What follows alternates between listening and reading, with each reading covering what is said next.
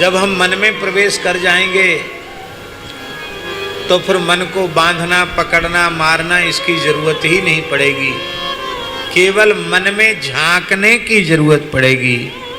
मन में आप झांकेंगे तो मन में केवल मनमोहन ही दिखाई पड़ेंगे, दूसरा कोई मन में दिखाई नहीं पड़ेगा।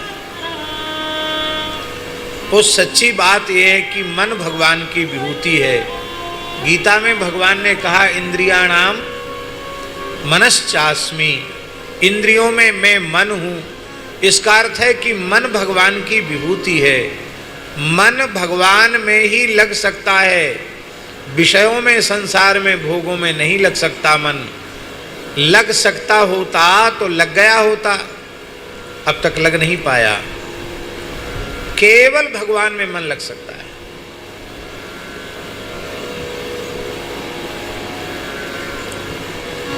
संसार के उत्तम से उत्तम रूप में आपका मन लगा और जिस रूप में आप आसक्त हो रहे हैं उसी में थोड़ा चमड़ी में सफ़ेद धब्बा आ गया तो आपका आकर्षण कम हो जाता कि नहीं? और मान लो उसी में गलित कुष्ठ हो गया तो, कीड़े पड़ गए तो जिस रूप पर आप लट्टू हो रहे थे उसकी ओर आप देखना तक नहीं चाहते, उसको छूना तक नहीं चाहते। अथवा चलो यह भी न हो तो संसार के रूप में मन आपका कहाँ तक लगेगा? बुद्ध भगवान का मन वैराग्य के भावों से भर गया था तो उनके भीतर राग जगाने के लिए उनके पिता ने, यशोधन ने, महाराज ने बड़ी बड़ी सुंदरी नर्तकियों को बुलाया और वे सुंदरी तो थी ही और बड़ा सुंदर श्रृंगार उन्होंने किया था। ताल मूर्छना से युक्त होकर के उन्होंने बड़ा सुंदर गायन किया, बहुत सुंदर नृत्य किया और बुद्ध भगवान उदासीन भाव से बैठे रहे। अंत में वे नाचती गाती थक गई और वहीं सो गई। पर बुद्ध जग रहे थे क्योंकि वैराग्य की अग्नि उनके भीतर प्रज्वलित हो उठी थी। तो उनके सोने के बाद उन्होंने देखा कि अरे, जो रूप थोड़ी देर पहले बड़ा आकर्षक लग रहा था वो कहाँ चला गया? इन सुंदरियों के मुंह से लार बह रही है, किसी की नाक बह रही है, किसी की लार बह रही है, शरीर से पसीना हो रहा है, शरीर में दुर्गंध आ रही है और जो कुछ रंग रोगन अपने चेहरे पे लगाया था वो सब धुल गया है, श्रृंगार बिगड़ गया है, आँख का काजल फैल गया है। तो अब वो सुंदर नहीं लग रही हैं, विकृत स्वरूप वाली लग रही हैं। ये सौंदर्य है क्या महाराज जी? मलमूत्र के अतिरिक्त और कुछ भी नहीं है। आपकी मलमूत्र पर आसक्ति होती है क्या? फिर संसार की सुंदरता पर आप लट्टू क्यों होते हैं? क्योंकि आप उसके वास्तविक स्वरूप का अनुसंधान नहीं करते।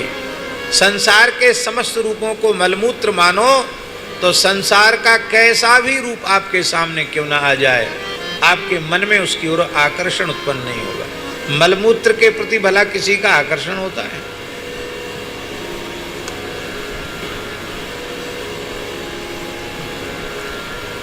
एक गांव का एक जमींदार था, ठाकुर था, रुआब था उसका, बड़ा जमींदार था, धनी मानी व्यक्ति था, चरित्र से भी दूषित था, कमजोर था, गिरा हुआ था। गांव में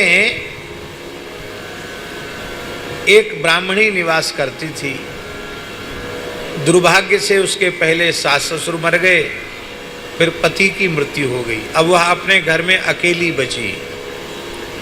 एक दिन वह जमींदार टहलने जा रहा था तो उस रूपवती विधवा ब्राह्मणी पर उसकी दृष्टि पड़ गई। विषयी कामी लोलुप तो था ही, उसका मन उसमें आसक्त हो गया।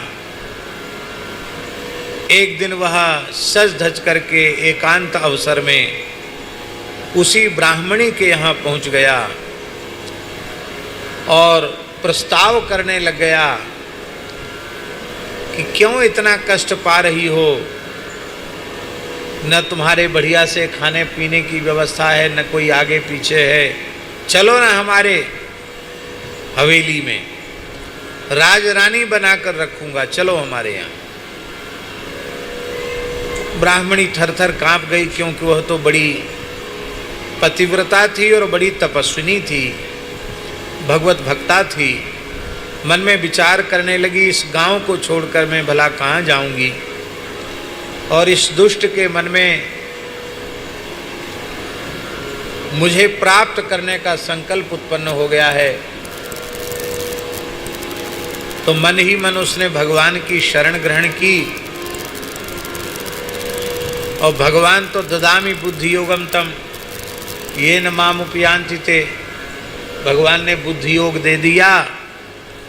और उसने कहा कि देखो, तुम यहाँ बार बार आओगे, सबके सामने आओगे, तो तुम्हारी बदनामी और हमारी भी बदनामी, और तुम हमको अपने घर में रख लोगे तो और ज़्यादा तुम्हारी बदनामी होगी। मेरी तो होगी सो होगी, तुम्हारी और अधिक बदनामी होगी।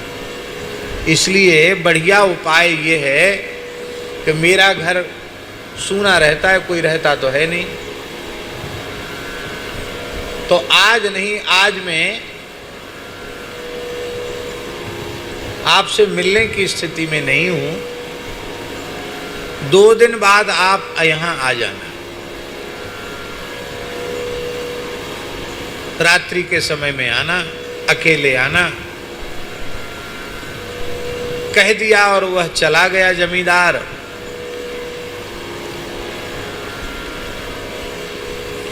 और उधर इस ब्राह्मणी ने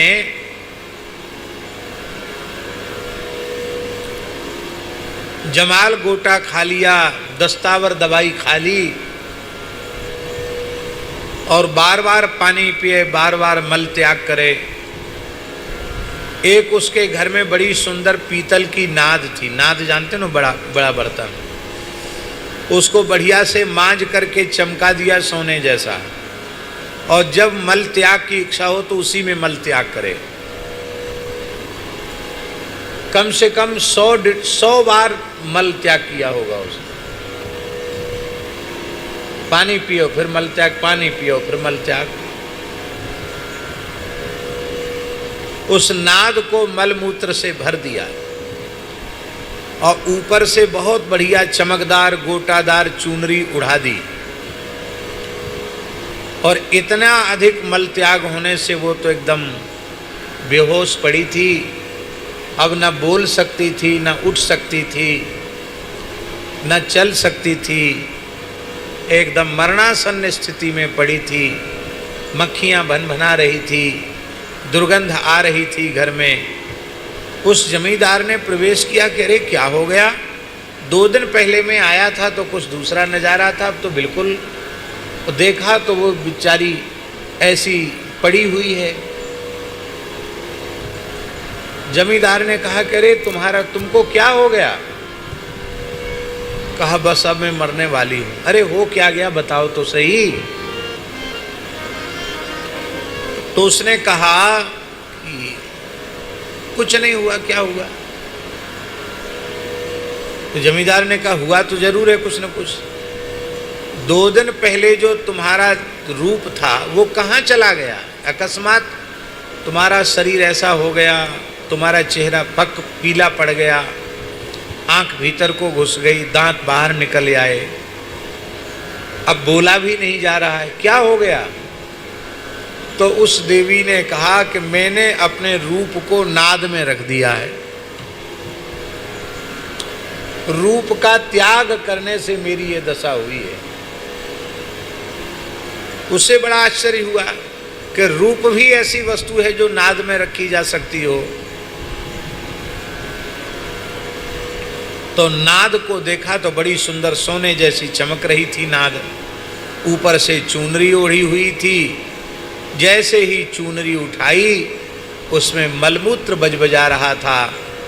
उसको देख कर के वो एकदम घृणा से भर गया। तब उस ब्राह्मणी ने कहा, अरे जमींदार ठाकुर साहब, जिस रूप के आकर्षण के कारण तुम घोर नरक में जाने का रास्ता तय कर रहे थे, वह रूप मलमूत्र के अतिरिक्त और कुछ भी नहीं। 2 दिन पहले तुमने हमारा रूप देखा था, अब हमारा रूप नाद में रखा है, इसको प्राप्त कर लो। इतना सुनते ही उस जमींदार के मन में वैराग्य हो गया, समझ गया कि मलमूत्र के अतिरिक्त कोई रूप नहीं है।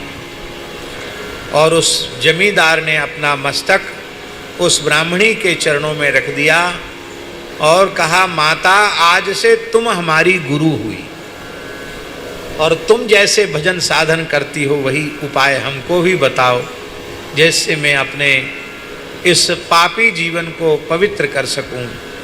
और कहते हैं उस ब्राह्मणी ने उसको नाम जप की आज्ञा दी और उस जमींदार के जीवन में परिवर्तन हो गया।